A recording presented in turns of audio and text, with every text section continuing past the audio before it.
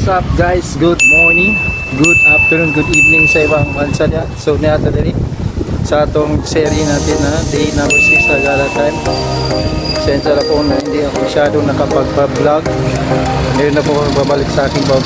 At siyempre bago tayo magsisimula sa ating day number 6, magsisimba tayo una ulit. At mamaya ay tuloy natin yung day number 6 na gala time. So tara, let's go. A few moments later. So ayan guys, magbabalik po ako po sa YouTube bar na nandito din. Magsimba sa taon na ayan sa magkalapay sa ating pagkabulan. Sumsulog sa taong simbahan, may makamputa. Nagabayan na sa Jesus Christ at maglalakaw. So mayroon itong simbahan mula sa ang 5 Wounds Church. So diri din natin sa Piñas. So before ko magkalakay sa atong day number 6 na galatay, diri sa ta magsisimba. At medyo pasensya naman guys kasi nung nakaraan lungkot talaga ako nung hiniwan ako ng jowa ako na nasa Dubai. Tulad sa tulog, iyak. So at least medyo nakamove ko na tayo kunti. So i-update ko na sa inyo guys kung dapat ituloy ang atong galata number 6. So tara, let's go guys.